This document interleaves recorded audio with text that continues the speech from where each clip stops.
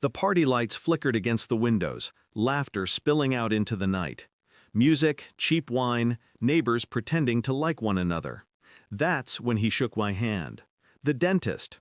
Retired detective. Thick grip, sharp eyes.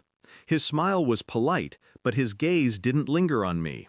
It cut across the yard to where my wife stood, her hand brushing our daughter's hair as she spoke softly to her. He leaned closer, breath heavy with beer. "I'm sorry to ask, but what's your wife's real name?" For a moment I thought I misheard. I told him. Her name, the only name I knew. His face turned white. His jaw tightened. "Pack your daughter's things tonight. Do not tell your wife where you're going." He slipped a folded note into my hand. Then he left, walking quickly, without looking back. I waited until the laughter died, until the neighbors left, until the house was quiet. Only then did I unfold the paper.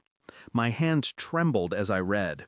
And suddenly I understood why his face had drained of color. I stared at her as she cleared glasses from the table, humming under her breath.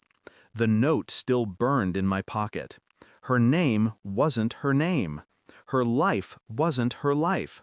According to the detective's scrawled lines, she was someone else entirely.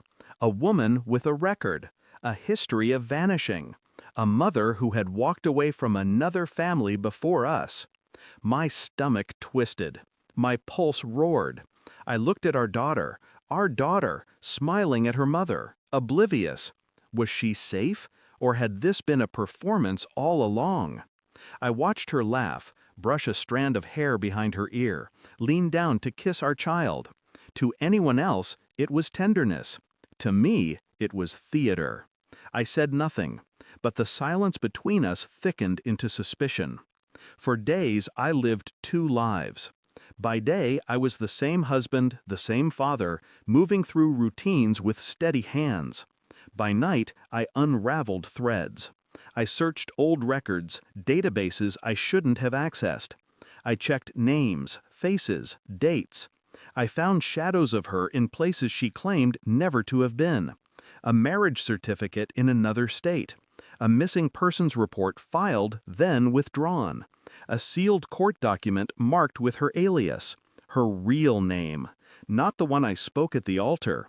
Not the one etched into school forms or utility bills. The real one. The one she buried. Each discovery hollowed me further. Every smile she gave me felt counterfeit. Every touch rehearsed. Still, I said nothing. The silence was my shield. And my weapon. The final piece came in an envelope. A background check I ordered through a contact. Thick, clinical, unforgiving. She was married once before. She had a son. She abandoned them both. No trace of custody battles, no court orders. Just a woman who vanished one morning and resurfaced years later with a new name, a new story, a new family. Me. I read it all twice. Then I folded the papers neatly and placed them back in the envelope. That night I set it on the kitchen table. She walked in, drying her hands on a towel. She saw the envelope. Her face drained as she recognized the official seal.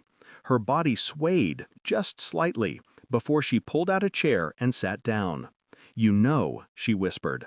I nodded. Her lips trembled. Her eyes filled. "Please, don't tell her." But I didn't answer. The next morning I packed my daughter's bag, just as the detective had told me. Quietly, efficiently, without explanation. When my wife asked, I handed her the envelope. She tore through the pages, shaking, muttering excuses, stories, half-truths. Her voice cracked with desperation. But I stood calm. "No more names," I said. "No more lies."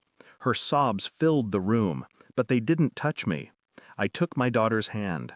She looked up at me, confused, trusting. Her mother reached for her. I stepped between them. Her voice shattered against my silence as I led our daughter out the door. We didn't go far, just enough to breathe, enough to know we could leave whenever we needed. I thought I would feel rage. I thought I would feel grief.